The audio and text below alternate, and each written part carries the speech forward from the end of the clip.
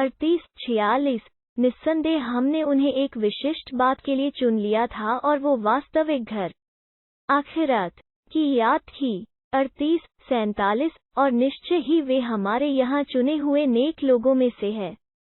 38-48 इस्माइल और अल यसर और जुल्किफ को भी याद करो, इनमें से प्रत्येक ही अच्छा रहा है। 38-49 यह एक अनुस्मृति है और निश्चय ही डर रखने वालों के लिए अच्छा ठिकाना है। 38-50 सदैव रहने के बाग है जिनके द्वार उनके लिए खुले होंगे। 38-51 उनमें वे तकिया लगाए हुए होंगे, वहाँ वे बहुत से मेवे और पेय मंगवाते होंगे।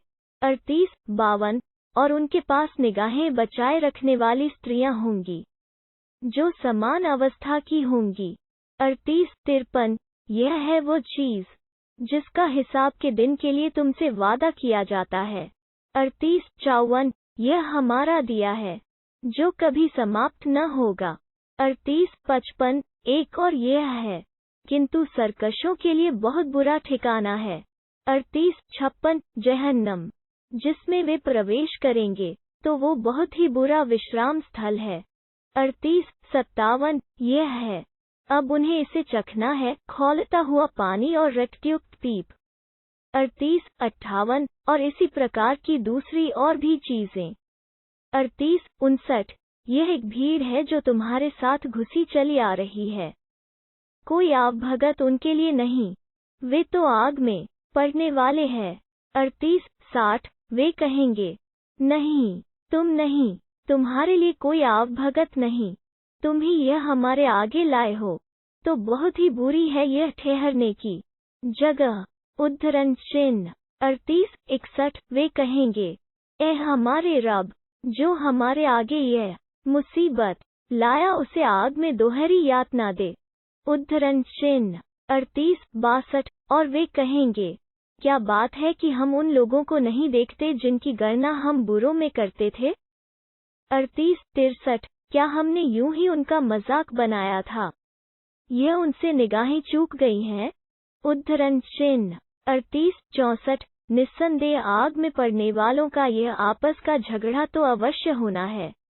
38-65 कह दो, मैं तो बस एक सचेत करने वाला हूँ, कोई पूज्य प्रभु नहीं सिवाय अल्लाह के, जो अकेला है, सब पर काबू रखने वाला। 38-66 आकाशों और धरती का रब है और जो कुछ इन दोनों के बीच है उसका भी, अत्यंत प्रभुत्वशाली, बड़ा क्षमाशील। 38-67 कह दो, वो एक बड़ी खबर है। उद्धरण। 38-68 जिसे तुम ध्यान में नहीं ला रहे हो। 38-69 मुझे मले आला ऊपरी लोक के फरिश्तों का कोई ज्ञान नहीं था जब वे वाद विवाद कर रहे थे। 38-70 मेरी ओर तो बस इसलिए प्रकाशना की जाती है कि मैं खुल्लम खुल्ला सचेत करने वाला हूँ। 38-71 याद करो जब तुम्हारे रब ने फरिश्तों से कहा कि मैं मिट्टी से एक मनुष्य पैदा करने वाला हूँ। 38-72 तो जब मैं उसको ठीक ठाक कर दूँ और उसमें अपनी रूह फूंक दूँ तो तुम उसके आगे सजदे में गिर जाना।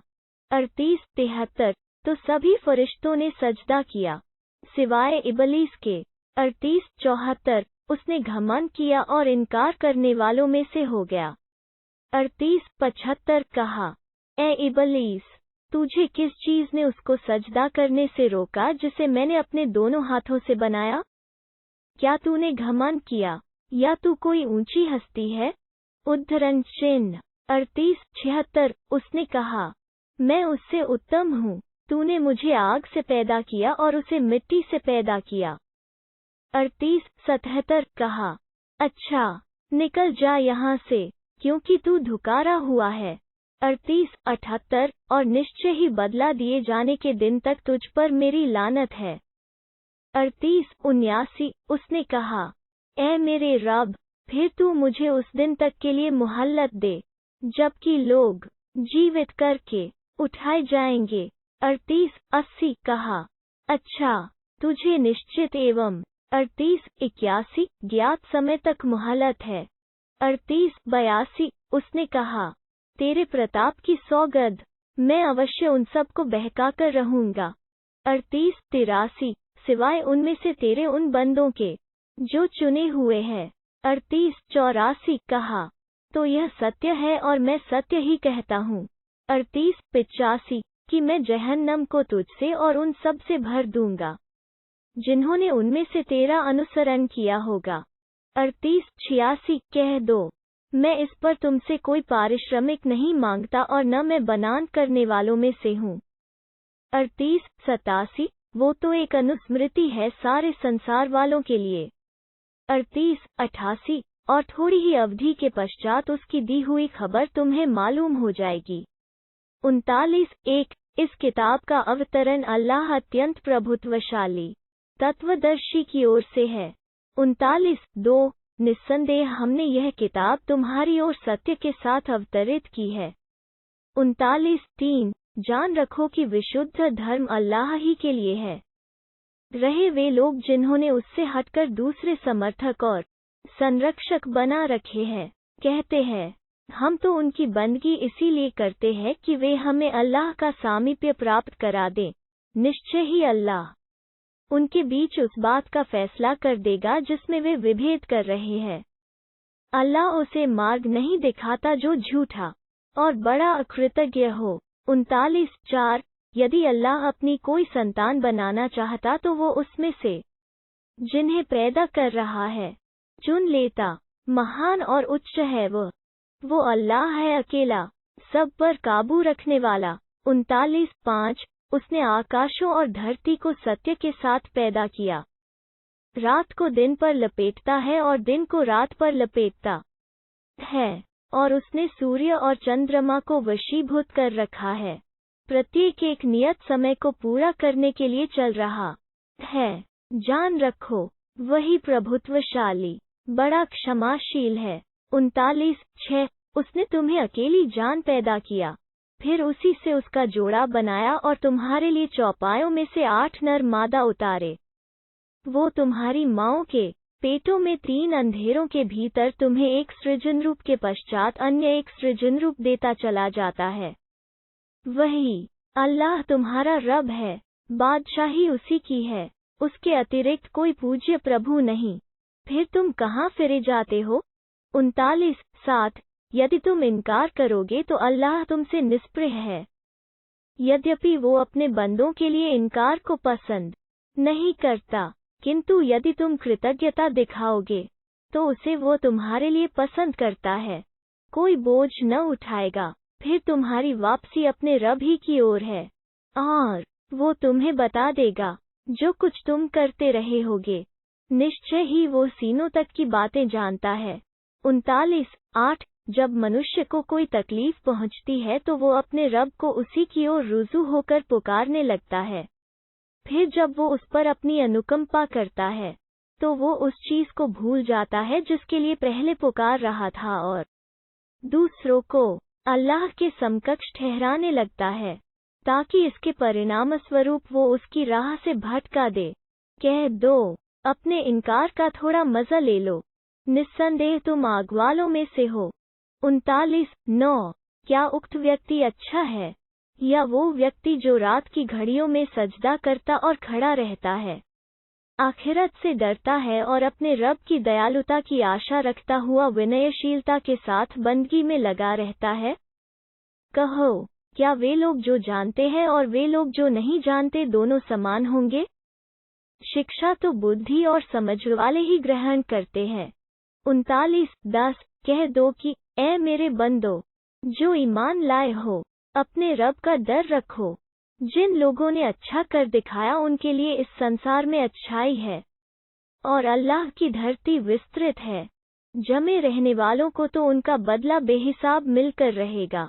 39 11 कह दो, मुझे तो आदेश दिया गया है कि मैं अल्लाह की बंदगी करूं, धर्म, भक्ति भाव एवं निष्ठान को उसी के लिए विशुद्ध करते हुए।